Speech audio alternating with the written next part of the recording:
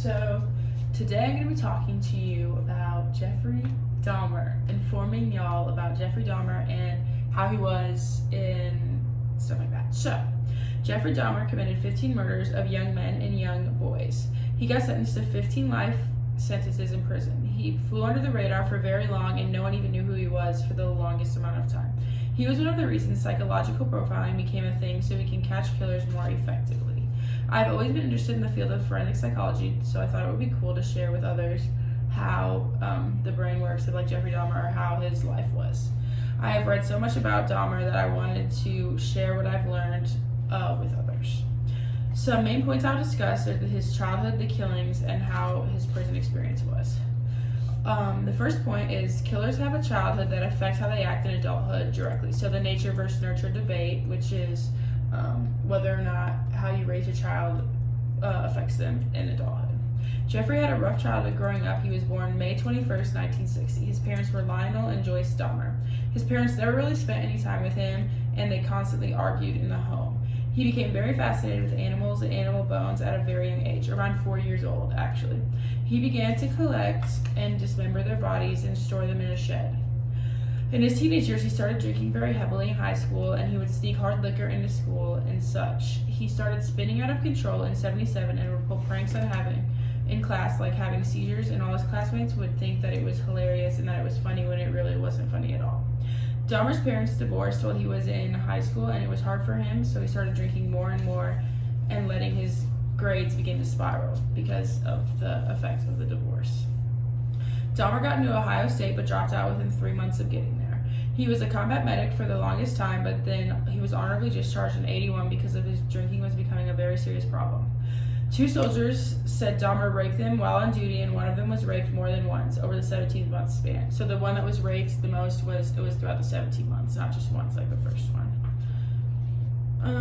Now that I've told you about his different stages of life and the background knowledge, I'll expand on the killings and crimes he committed. After Dahmer came back from the military, things began to escalate extremely. The killings began. He got arrested back in 1986 for masturbating in front of 2 boys while he was drunk. And then in September of 1987, he took his second victim, Stephen Toomey. He's said to have no recollection of this encounter because he was so drunk when it happened. He drugged the body back to his grandma's house and dismembered it there. Meanwhile, his grandma had no idea this was happening.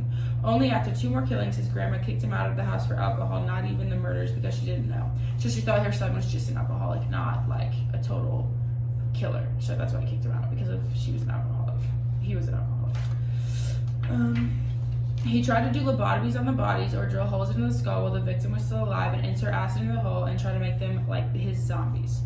Dahmer would try to kill at least 1 person a week in the summer of 1991 to fuel his addiction and further progress his said experiments. Now that we've learned about his killings, we can go into depth on how he got caught.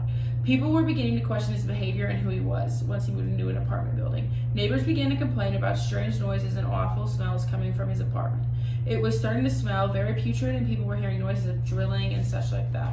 On one occasion, a lobotomized victim, which is like a supposed brain dead victim, left unattended, made it out on the street to the bystanders for help. When Dahmer returned, he convinced the police that the young man was being irrational and he was just Dahmer's intoxicated boyfriend. Police believed him and didn't run a background check, so that he narrowly escaped.